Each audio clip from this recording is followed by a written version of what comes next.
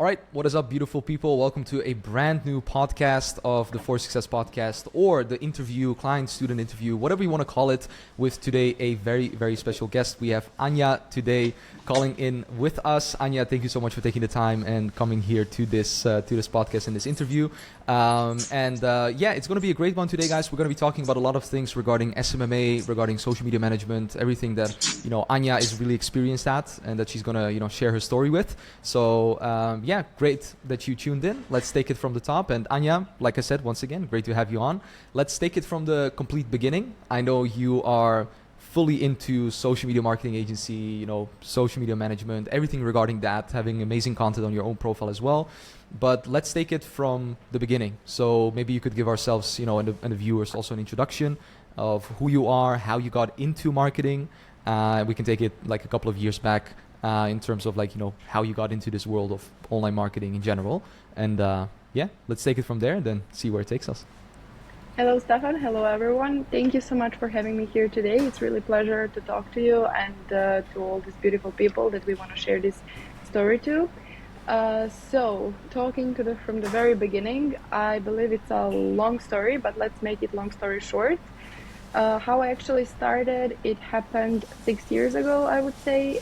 It was in 2018 when I decided I want to move abroad and study abroad. I didn't know exactly what I'm going to study. I didn't know what I'm going to work. I had zero idea what I'm going to do with my life, which I believe a lot of people can correlate with. And let's start from the part of my high school. So sure. I finished my high school here in Belgrade, Serbia, and then I moved to Italy. And actually the very first idea I had in my mind was to study actually architecture in Netherlands. This never happened, and I ended up working in marketing. And how that actually happened is that when I was here in Serbia, I didn't really know what I want to study. It was just like architecture or maybe some medical science or chemistry or food science. I did not really know what I was into. So I looked for help of a professional agency who is like helping students out, move abroad, study abroad, prepare all the documentation, etc., etc. And I wanted to apply for architecture, right? And then I did TOEFL, so English exam. I missed 1 point, and they were like, "Okay, yeah, well, you have to do it again." They were pretty strict in the Netherlands with that, and I'm like, "Yeah, well, no, I'm not going through the same stress again because." I had 89 out of 120 and they wanted 90. So I was like, no way.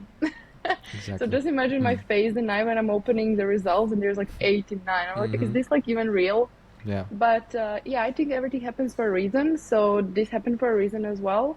When I went to the agency, I saw a little brochure of Italian University for food science and nutrition. And I applied for that. I got a full scholarship and I ended up moving to Italy and studying that for my bachelor's. However, back then I was like, okay, this is interesting, but maybe not the best thing for me. So I had luckily an opportunity during these studies. We had also like marketing, statistics, economics, mathematics, and so on. And this was the moment when I found, okay, maybe I think I really like marketing. It's like very creative. It's something you can always apply. You can work in basically every area, department, everything is marketing around us, right? So, and on top of that, what really made me interested about it is that you can work online from your home. And even back then, it was like not a big thing. You could still hear like a lot about like freelancers and so on, like digital nomads. And this was something that I really wanted for myself because then I discovered also my passion for traveling. And I was like, okay, I want to have a job where I can travel and work from home and not be just bonded to one city. Right. However, the first touch after that, like a practical touch, because I really think even though I studied that later, also I did my master's in marketing and project management, I think the most knowledge you get once you start applying it practically. So I applied for an internship because it was a mandatory internship. And I ended up working in Germany for a huge corporation for R&D and then marketing department. And this is what really helped me get like a better overview of what marketing is. And in general, like how does it work, how to get attention from your people, how to sell, how to just do sales, like everything. Like it was like a full package of 6 months learning, even though maybe it was not the most interesting thing. I must say it's an internship. So I believe that everyone listening to this today can correlate that doing internships in corporations or in general, it's not really marketing, it's not really what you're going to do later, but you have to go through that. Like you really have to learn those basics, especially later if you want to apply it and make your own agency, do your own thing, and get your own clients, right? Right. So after that, I just started joining different German startups and gathering different knowledge. So, yeah, from basically content marketing to performance marketing and other different types, like from writing blog articles to creating content for Instagram, for TikTok, for other different platforms and channels, to running ads, and basically then to e-commerce, to taking care of other social media accounts. So it was like a long path, I would say, until I decided, okay, I want to do it on my own.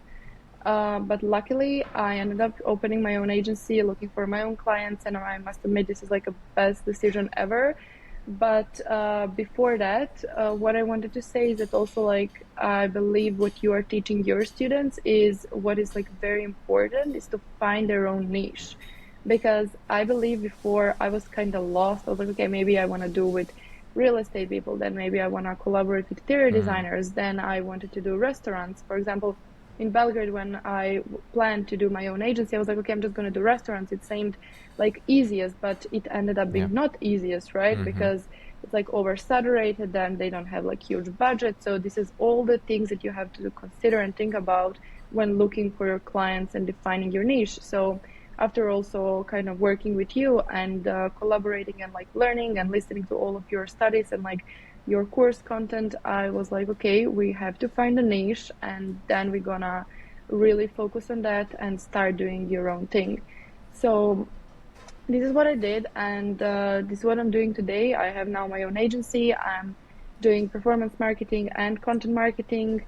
And on top of that, I'm collaborating with another girl, and she's a website developer and designer.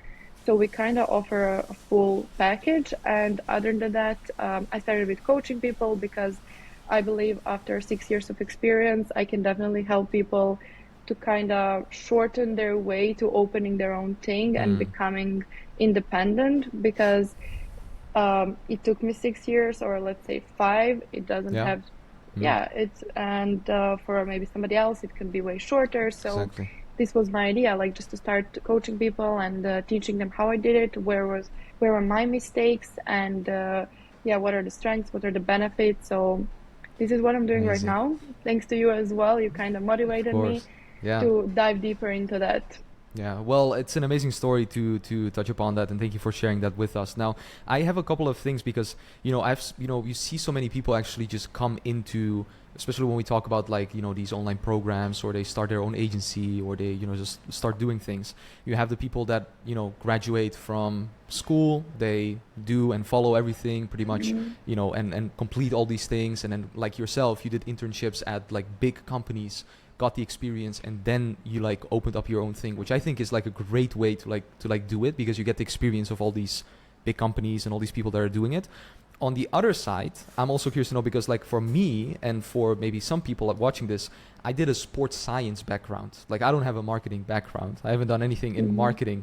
Before I started my business, I was just like, okay, well, let's start a clothing business. Let's start a marketing agency. Let's just see where it takes me, right? And I just learned from online and get working with people and just seeing where it goes. So I'm really curious to know, because I hear a lot of stories of people going through school and then not using that much, or like from the things they've basically learned into their business. But when I hear like internships and building experience, it sounds like you have taken all those golden nuggets that you've experienced there and really brought it into like what you're doing right now. So could you maybe touch upon a little bit and tell us what kind of the benefit is of actually having done these internships? Because I think people are really quick to like, oh, I'm going to start being an entrepreneur, start my agency immediately, and not like take some time to experience how it is to actually work at a big company that really knows what they're doing. So tell us a little bit more about your experience in actually, doing the work there first before, going into your own entrepreneurship type of things. Sure. I think this was a very, very important and, let's say, even crucial step for me, because if I would just start out of blue, I think I would be kind of lost after some time Right. because you want to build a long-term thing, right? And I think without this previous experience, you're gonna do a lot of try and error, and you want to skip that. Yeah. So I think this period of working for somebody else really helped me to learn and like perform this try and error back then so that I do not have to repeat it now in my own thing. Because I think when you're an entrepreneur, doing or like experiencing negatives is Mm. way harder to handle than if you do it before and then you come like with more knowledge, with more experience, even though it's always ups and downs, right? In every Yeah. business we have Yeah. ups and downs, but you 100%. kind of want to bring these downs to the minimum. You Yeah. don't want them to repeat and repeat. So I think for me this was very crucial because let's say you kind of get a better overview of how company works in general, because Mm-hmm. back then maybe I just had an idea, okay, being an entrepreneur is just easy, like you get a laptop, you get your cell phone, you start calling people, getting some clients, but you actually don't really know what to say, how does it work. And for example, back then when I started working for big corporations, I didn't even know what is a, like say like R&D department, what is purchase, what is a Mm-hmm. supply. Like it's like many different departments that you don't even know what they're doing. What, and maybe later, like if you want to really grow your company up to that level, you Mm. kind of need this knowledge, like how this Exactly. community works, like what is your role, what is their role, like what is she doing, what is he doing, and so on. Right. So Yeah. back then, this really helped me to understand what is a community, because I think if you really want to grow your business as entrepreneur, you need to have this team, let's say team spirit. You have to be like a good team lead as well. You need all of these soft skills, not just like knowledge of marketing or some other area, whatever you're Yeah. doing.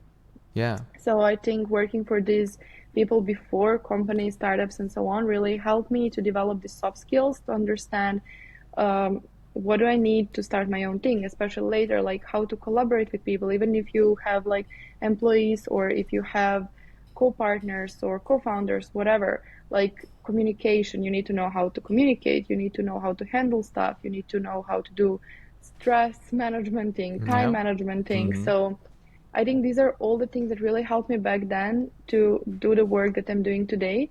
Because I'm looking at my brother right now, he's 19 and he's just a student, right? And he's kind of like, yeah, I just want to do my own thing. And I'm like, okay, but what are you going to do? No clue. I'm just going to do something. I'm going to Google and find what is the best online business for me. And I'm like, okay, wait, this is not how it works. But yeah, I think you have to take definitely some Yeah. steps Mm-hmm. before you dive deeper into that. And I For believe sure. that you as well had before some try and error and some failures until Yeah. you got to the point where you're now. So I think we all have to experience kind of, but for everyone is different. Like maybe you just did your own thing and kind of experienced it on yourself, these ups and downs, but somebody else did it like for working while working for somebody else. So Yeah. it's different, but I would say this period was very crucial for me because working for somebody else back then is basically what I did. I was like a little sponge. I was just Yeah. gathering all the information from each single person that I met. Like also I was surrounded with some people working something totally different, like working with IT, like my flatmate and so on, and IT departments like programmers, something totally like developers, something that is Right. not into my area, but learning that or like listening to their calls, their like looking at their emails, how they communicate, how they manage things really helped me learn now better for myself. Exactly. So it was crucial, I would say. Yeah, that's amazing. Like that's so, it touches the point so well, because I always say, like, you need to learn how it is to pretty much just be in a high pressure environment, because Yeah. business at the end of the day, we're doing B2B, right? We're talking with business owners, restaurants or whatever. We need to be prepared in whatever they may say. So if they say something and start becoming like, not understanding how to deal with them or handle with them, it's going to be tough. And what a lot of people don't know is like Jeff Bezos from Amazon. He worked up until his like 30th, 31st. He was an employee, right? And then he basically started with his company. So Mm. like that shows that one of the biggest entrepreneurs like also was like an employee before he actually started with his own business. So I think definitely it's, for me it was practical experience, but looking back, honestly, I would have also gone to a company and probably just worked for like 2, 3, 4 years, get that experience, learn how it is. I mean, I did have some experience with a call center where I just called Yeah. people. So then I brought that into sales. But in general, like learning marketing, what you did and everything like that, that's kind of the way to go. I feel like, as you know, if you are 19 or 20 or 21 and you want to pretty much just go that route. So let's take it from that to you pretty much starting your agency, because you said you do, of course, I know you do performance marketing, content marketing, you coach people, but let's take it at the beginning of your own agency. Like, talk to us about how did you get the first client? How did you, like, you know, after going from the internship and pretty much just working at these companies to going to your own business, what steps did you take to get like the first clients, and how did that go? Sure. So I think it was back in 2019, I actually started building up my own Instagram page, and it happened very randomly actually, because when I moved to Germany, I started working for a company, but by side, like I had a little side hustle. I was modeling for an agency, and I was just gathering a lot of pictures. Like every time I would have a photo shoot, photographers would send me my pictures that I could use. So I just started posting them on my Instagram with like some nice captions and so on, some stories, engagement, and so on. And I just started gaining followers, and I was like, okay, I'm gaining followers. Let's see how does it work. Like, I have to make a strategy. I have to see like if I wanna like raise up to 10K, 20K, 50K, what should I do? Because I think in marketing everything is a strategy. Like rarely it's something like on social media that you just post one thing and like you kind of skyrocket, and then everything else is like, okay, now I don't have to do anything Yeah. anymore. I'm just going to continue posting. Like people want to see the value, especially if you want to get to your target audience that you're looking for. You need to have a specific content. You need to have a Yep. specific way how to reach them, because if I would just continue posting my own pictures, I would most probably collect most of the foreign male population, which would not bring me any business-wise, I would say, benefits with my Instagram, because Right. then I could not work with girls, because girls work with girls, they promote and so on, like Yeah. this typical influencer marketing. So I kind of did like a little strategy, and I grew my Instagram up to 80K. And this is when people started also texting me on my profile, like, hey, are you taking care of other accounts? Like, do you do social media management? Can you run ads? What are you doing? So basically, people started texting me once I built this account. And it were a couple of clients back in Germany that I got and I worked with. Nice. And then when I moved back to Serbia, I was like, okay, I'm gonna open my own agency, and I'm gonna stop working with my own account, because it was way too much time consuming, and I found it way interesting to work for others than just to grow my own Right. page. Right. And actually, I started doing calls, and the funny thing is that at first I was like scared how this gonna work. You know, when you start doing like cold calls, may seem easy. Like everyone's like, yeah, just take the script call, and like you're gonna get your first client. But it's not like that. And I believe that everyone who is starting their own agency, or who started, or whatever they needed clients for, they understand once you really start calling, it's like, okay, what do I say now? How do I schedule a call? And like then Yeah. later when you come to the first interview or like first call, you're like, okay, how do I make an offer? Or what should I say now? So the very first client that I got was actually through a message. I saw that one restaurant, they were looking for actually workers, like additional workers. They were running out of workers and so on. And I just texted like, but they didn't write that. They just said job post opening. And I said, okay, are you looking for someone to take care of your accounts, to run ads for you, like a social media manager? And they were like, actually, would you be open to come for an interview? Because we do need someone to support us. And they were like, yeah, we just stopped working with the previous agency, so we need somebody new. Would you like to jump in? And this was the very first client here in Belgrade that I got, and we are still collaborating. There's like an amazing client, like Nice. very easygoing, always on point, everything like easy to collaborate. This is something that I think people nowadays should also take care of, like when you're signing something off with a client or anything, like when you're agreeing on something, you should kind of feel the vibe and the energy. I would say at the beginning, it's mostly quantity over quality. You just want to get as much clients as you want to get some cash flow, right? But like later, when you start growing, I think people should really be picky with who they should work with, because sometimes some clients can be very hard to work with, and they can end up being more time consuming than beneficial for you. So like even for the money that you're getting, maybe you're going to be spending way more time that you were supposed to or that you plan to, so you're not going to be able to focus on other clients. Exactly. So yeah, this is how I got the very first client here and abroad. And after that, I started collaborating with my friend who has an agency here in Serbia, as well, marketing agency, like mainly performance marketing and web development. And I kind of started doing sales for them. And this is how we met as well, right? Yeah, that Through is how we met. this Exactly. sales call. Yeah. And yeah, this is just after that I got the knowledge, I got experience. So it was like a mixture of cold calling, cold emails, and people calling me. So inbound, outbound, little mixture of that. Got it. That's amazing. So to be clear, like on the first few clients, like you did calls, right? Or like calls at least for to get like the also the German client and the client in like Belgrade, or was it like because the one you mentioned, like one I think like came a little bit more like towards you, but the other one was like it was like a cold call, like just finding their Yeah. number and just calling them like cold. Basically just Got finding it. their number, like using different tools and techniques to get some Nice. numbers and then reaching out to them. And Amazing. the platforms as well. I would say LinkedIn is also a great platform for that, especially Sure. for Yeah. clients outside of Serbia.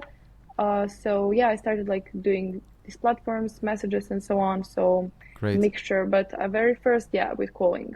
Amazing. Okay, so for the people watching, like you know, all of them know like the client acquisition methods, like all of calling, all those things. Walk us through like how after like pretty much signing those clients, collaborating with another agency, which is also by the way really smart, which is something I talk about all the time, strategic referral partners, or also partnering up with other agencies so that if you cannot deliver a specific service, like maybe I cannot do websites, I do performance marketing, I can refer them to them, get a commission on that, they get a client, the client is happy, they're happy, I'm happy, so it's like a win-win-win situation.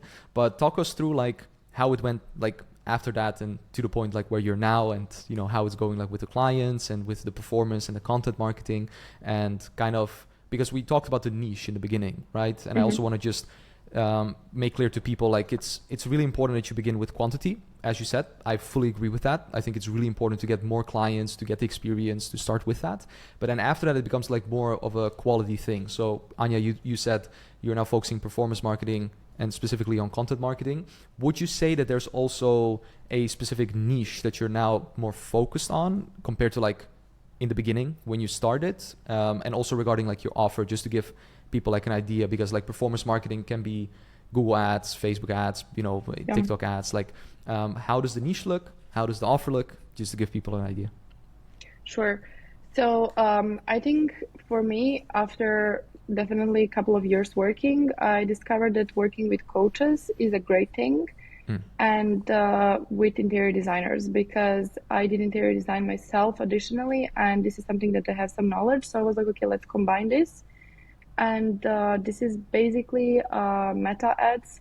So, and everything about like Facebook and also TikTok ads, and taking care of their social media accounts, website development. So we do all of this, and on top of that, coaching people how they can do it as well, like from the very beginning, like how to grow your account, how to grow your social media presence in general, how to run your ads if you want to learn by yourself how to do it, how to estimate the budget, how to target the people that you really want to target, how to make a captivating visual or text or everything about it.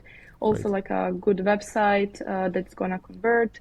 So yeah, I think working with interior designers and coaches is my main thing right now.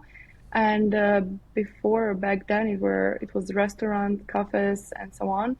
But yeah, we still do collaborate. It was also, I think some people working with pastry shops and cake stores. Yeah, it was very interesting, very creative. Yeah. So I would say everything that is like creative in that area was back then my niche, but now I kind of switch more to interior designers and coaches, because I feel personally that I have knowledge in these areas, and that we can understand each other better. And then taking that into account, I think you can even make them better offer. But for them, yeah, I'm doing like Facebook ads and website design and development with this girl who is collaborating with me, Amazing. and social media growth and development, like basically all channels like TikTok, Right. Instagram, okay, Facebook for sure, so like all the Meta, Yeah. and Snapchat as well. I did before Pinterest, and when I was back in Germany, I did a lot of influencer marketing. So this is what also comes into my offer, like if it's a brand, or if some coaches or some interior designer, or if they have like a furniture line, if they want to promote themselves, they want to use some influencer. This is what I do as well. So like reaching out to them, making a good offer with them, communicating with them, and so on. Yeah, that's amazing. I can definitely vouch for your ability to, when it comes to like influencer marketing or social media management or just content in general, what you're doing, because there was a short, we had a time when we worked together as well, and you helped me a lot in that regard. So hereby, publicly saying thank you also for that, because it's been great regarding that. And you have a lot of knowledge that you bring along with you and that you also implement for these clients. So I think coaches and interior designers is a really good one. I actually wanted to say Pinterest because I have a guy who joined my program lately, and he's only specified in the Dutch market on interior designers doing Pinterest, like just that. Amazing. So like just running Pinterest ads towards people, and it's working amazing, like a lot cheaper than like Meta ads, since it's like fairly like still, I don't want to say a new platform, but like a alternative platform that you wouldn't necessarily go to compared to like Meta ads. So that's great, Anja. So all right, so tell us a little bit more, like what are your, I know, you like to travel as well. So talk to us a little bit like what freedom pretty much just having this online business brought to you, because maybe the people watching are either starting or they really want to reach a certain mark, like the 5K, 10K, or maybe even, get some thoughts on someone that is already, doing really good for themselves. Like, what are the benefits you have experienced on having an online business compared to, for example, working somewhere? Sure. Just before that, I wanted to mention that like this period when we worked together, I might say it was like a really great working with you, like also a very easygoing client, good communication. I think we collaborated nicely and did some great content and some great stuff together. So thank you as well for that opportunity, and also for like talking here today, that we can share this to other people. And then coming back to your question, I would say, yeah, as I mentioned before, traveling was for me very important. But I must be honest, and before when I was a bit younger, I really had a big issue with waking up early. So, you know how every company or like every, especially corporation requires you to be there like from 9 to 5. So when I was working in Germany, I had my time as well from 9 to 5, or sometimes it was like from 8 to 4, 5, 6, depends. But my work was in another city, so I needed to commute every single day. And I didn't have car back then, so it would take me like hour and a half with the train. And it was terrible. Like I could just not handle that, because I would have to wake up at 6, which I was not capable of doing back then. And then go there, work the whole day, and come back home exhausted. So one day when I came home, I think it was like around 7, 8 p.m., after like a full day of working, I was supposed to go to the gym. I did not have any energy cell anymore. And this was the moment when I was like, okay, this is for now, for some period, but this is not how my life is going to look later. Because one day, like, right, I want to become a mother, I want to have a family, right? So I don't want to go there and work whole day, come back home being exhausted, that I could not even spend time like with the family, or that even gym, like it's like self-care, right? Like, or going out or whatever. So this is really what is like a huge benefit on running your own thing, is that like you can kind of like schedule your time how you want. Like if I don't want to work at 9, I'm not going to work at 9. I'm going to wake up at 1 p.m. if I want to start working from 1 to 4 or 5, then I'm going to make a break for 3 to 4 hours, and I'm going to work during evenings. Especially when you're running SMMA, I would say I do a lot of editing, I do a lot of creative thinking, brainstorming, so I need to edit, I need to write, and so on. And sometimes I just get my inspiration during night, so I would stay late working like 3, 4 a.m. So I definitely am not going to wake up at 7 or 6 and like continue working back then. So this is like a huge benefit for me. I mean, now this changed. I would say with years, you kind of start getting used to waking up early. Mm-hmm. But still, this is like still like a huge benefit for me that you can do your own time schedule. Sure. Even though people say I quit my 9 to 5, so now I'm working 24/7. This is also true. Mm-hmm. But if when you're working for yourself, you kind of, I would say, have like a different motivation to do that. True. So it's Yeah. like not hard. It's like not exhausting. Like even though I would, let's say, have meetings all day long, in the evening I would not be exhausted to go out, have meet my friends, hit the gym or something because I did something for myself. I'm Yeah. doing this today because I'm gonna grow tomorrow. So this is like a huge benefit for me. Time schedule and then also like traveling that you can work from wherever, whenever you want. Like, I don't know, I would go to the seaside, I would sit by the beach or just like right next to the water and do all the things that I have from my laptop. So this is like a huge benefit that this job gave me.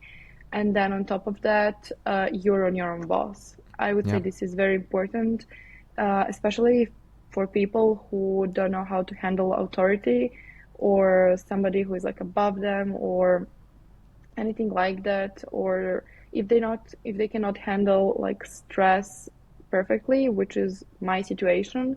Like I mean, for myself I can do that, but like back then in a corporation, this whole stress management I do not enjoy, and I don't want to work in this environment. I just think it like gets by time toxic when people are thinking like you need stress to like grow and be productive. I really disagree with that. I Yeah. don't like working under stress. I would not say I'm making mistakes under stress, but I'm not like passionate about what I'm Mm-hmm. working. Like if I have to Mm-hmm. work under stress. Okay, for sure. Sometimes if you have like a deadline, you need to deliver something, okay, then you're gonna sit, like maybe you're gonna feel a little bit tension, but it's not like a stressful environment, right? Yeah. So this is like a great thing for me that like you're on your own boss. So there is nobody telling you, okay, now you need to do this, now you need to deliver that. Tomorrow, 7 in the Exactly. morning, I want to have this report delivered on my table. So Yeah. this is not existing, right? Yeah. And I would say these are the three main things that really I'm super grateful for, and I would never go back to the old patterns of that area of life, which I Yeah. really was just exhausted every day and kind of lost after some time and just depressed. Yeah, amazing. That's kind of, I think a lot of people that are listening to this, hopefully you guys can relate to that because I have had the same thing when I was working, was just making like ridiculous hours, and then for what Hmm. you're basically benefiting the owner of the Yeah. business, right? Instead of benefiting yourself. So that's a great, example that you mentioned as well. So I want to because I need to take a look at the time as well. I think we could have like I told Anja before this, or I think like a couple of days ago that we should do one in Dubai. Definitely like when Yeah. because we're now here, so like we should definitely have a live one maybe at the end of this year. I think we could talk like for a really long time for the podcast in that regard. But I want to finish this off with two last questions. So first question is like, because I know we haven't touched upon like the coaching that you're doing as well, because you have that Hmm. as well, like launching up right now, which Yeah. we're together looking at. Talk to us a little bit about your plans now to grow even more with like the agency and also with the coaching business, because you're starting Hmm. that up as well, and what kind of your plans are for the next couple of months and specifically for this year with that. Sure. So the plan for now is basically more to switch into coaching than performing still like ads and social media, because I think I really can teach people something that I did so far. So the idea is just to introduce to my company or to my agency a couple of people who gonna be replacing me what I'm doing right now, so that I can fully switch my focus to coaching people. And my plan is to do group coachings and one-on-one coaching. So it depends what people are looking for. If they just want to learn something from scratch, then maybe like even one-on-one would be better, because then you can really like focus on a person and like really understand their strengths and weaknesses and so on. But also we're gonna do some master classes in groups as well. Mm-hmm. So this is the idea right now, basically to switch into that, to teach people how they can do social media management, how they can run ads, how they can open their own agency, but with main focus on social media presence and growth, and how to grow, like if you just want to maybe grow as an influencer, or if you want to grow your own brand or your own company, depends, like is it like a service, is it like a product, basically all about it on TikTok, on Instagram, Facebook, Pinterest, and so on. Even Snapchat today is like a good thing Yeah. that people are using to grow. Yeah, so all of that, and this is a plan for now. So basically, everything about social media growth and development is going to be my focus for the next period. Amazing. Yeah. And I'm, talking with you together on that and setting it up. And I think it's just amazing. And I told you as well, like the potential is like, really, really high regarding also like the coaching, of course, the agency as well. But you've built up so much experience over the years, also with your, degrees that you have, the internships, like everything regarding that. Like at a certain moment, like I don't want to say like it's like you've played the game out, like it's pretty much just like done. But at a certain moment, you like know how it goes. So then it's like, okay, you get people coming to you and asking you, hey, how can I do this? How can I do that? Same way that I have my own program.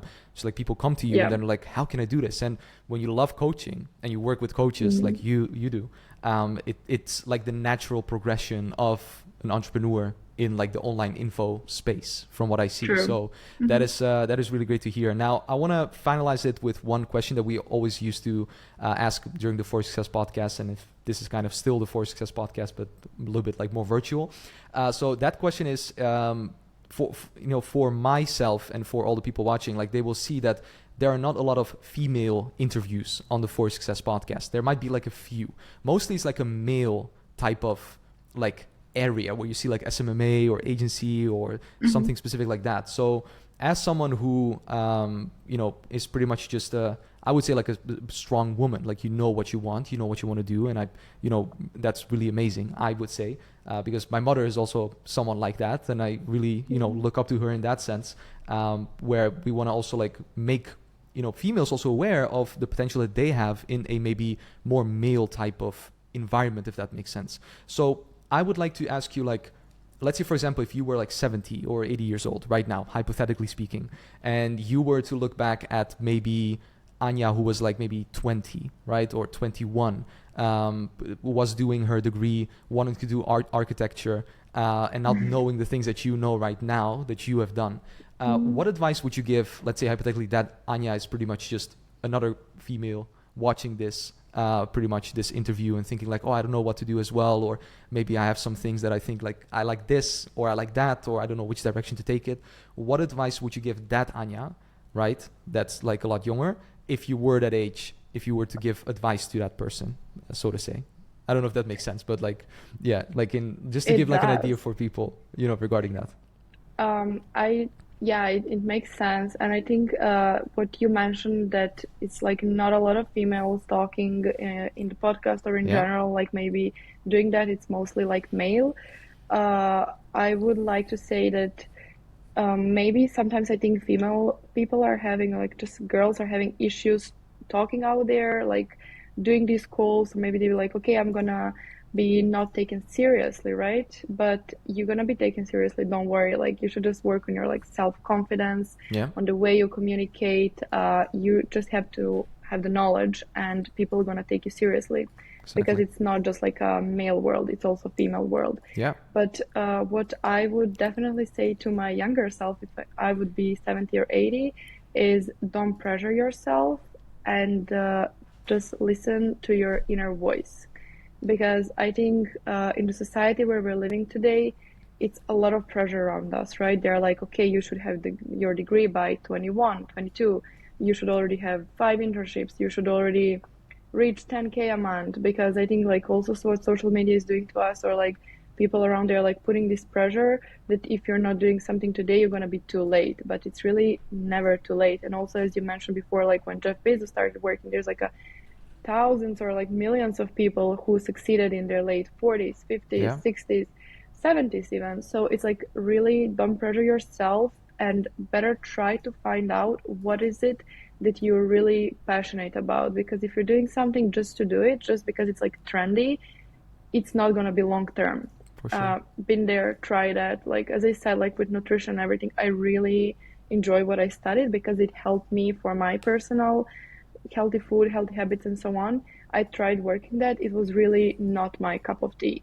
So if I would just continue that because people are saying like, but it's like really important, it's a good thing, it's something that's always going to grow, you need that. Like, okay, yeah, it's true, but it's not for me. Like maybe for myself, yeah, but not to collaborate with others, right? Yeah. So to all the people watching, don't pressure yourself.